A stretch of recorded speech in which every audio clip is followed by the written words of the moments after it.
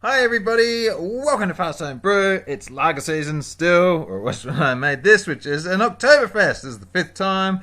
You know, I call this an Oktoberfest, but really it's a Marzen, or Marzen, however you say it, because I don't lager them. But then really, this one I reckon is probably actually a Festbier. So just, yeah, Festbier I reckon you would call this.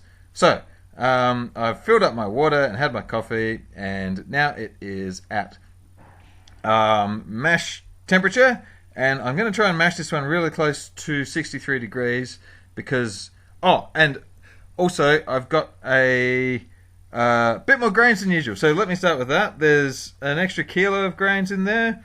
It's half and half Pilsner and Vienna, and then sort of 4.8% Caramunich.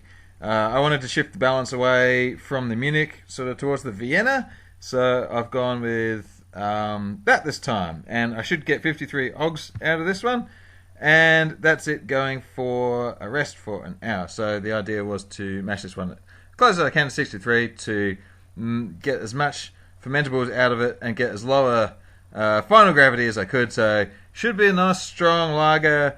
Around about the, what do we got here? Around about the 5.5%, maybe 6% after it's bottled. So, yeah, there we go. And, no, wait, there we don't go. Oh, that's right. Yes, I did have trouble keeping the, it dropped to, I wasn't quite comfortable with how low it was dropping. So I've got the heat back on and I'm trying to bring it up to a couple of degrees above 63 there. Very cold day. And I, despite the sunshine actually, but I lose a lot of temperature. So just put all the thermometers in the world back in there to make sure I can check the temperature, and now let it do the rest of the hour sitting there. Here we go, and now we are done with the mash. Or are we? No, looks like it's third time lucky with the, yep, bringing the temperature up again. Oh well, whatever. I guess not everything always goes smoothly on brew day. You might have seen me drop a grain bag in here one time. If you haven't, check out my stout video. But anyway, okay, so now we're all done. Everything's fermented, and I guess I'll just lift the bag out using the old pulley system. Pull it up nice and high and get this. I really need a new one of those. That broken handle makes it quite difficult to sort of one-handed under there. And then the clip goes on to stop the top of it flopping around and making a mess, and then into the other bucket, heat on, and now I start the sparge with about 1.5 litres of water that was boiled not so long ago, and then finally squeeze. I don't do this immediately afterwards. I sort of make the video make it look like I do, and I'm straining this for some reason. I must be expecting some stuff. It's really hot, so I don't put my hands on it straight away. I give it a little bit of time to cool down. Now this is new as well. I am skimming the hot break. I decided that this I might enter into the competition this year, and if so, I want it to be really clear. So I'm trying skipping the hot break to see if that makes a difference. Now here's this Tettnang I've had sitting around for frickin' ages. Turns out it's 30 grams, which is about 1.1 grams per litre. So that's going to get me, what are you getting me out of that?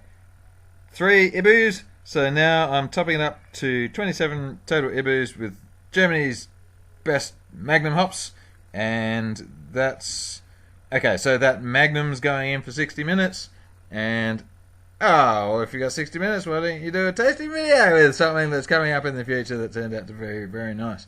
Okay, 15 minutes to go.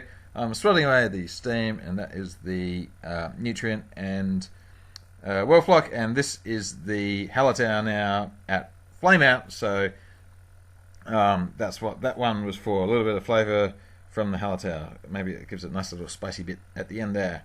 Hopefully. Alright, now I am preparing my cube. I sanitize it, even though theoretically I shouldn't have to, but do anyway. Wash your hands. Alright, gents? Yep, give your hands a good wash. We're all washing our hands a lot lately. And what's this? Oh, sample time. There is my sample of lies, and here is my real sample. I'm going to do a video on that soon, so stay tuned for fast tips why you sample lies or something like that. Now we'll fill up the cube, and I don't think I got this one brimming as much as I have lately, and maybe that's because I skimmed off the hot break and there's not as much fluff at the bottom to sort of lift it up, but that's a nice compact little plop at the bottom, and I guess we're all done with that. Yep. Oh, I'm just trying to get the last little bit into the hose, and then tip it into the cube, tip the cube, squeeze all the air out, and that's just about it. There's no dry hops or anything going into this one. Doing a little bit of science to see if I got the gravity right there. Of course, this sample is way too hot to get a true reading, but yeah, I get a good indication. Maybe it's 5 points out or something, but anyway, Max needs pats, and what's this? That's my thing. Oh, that's my yeast.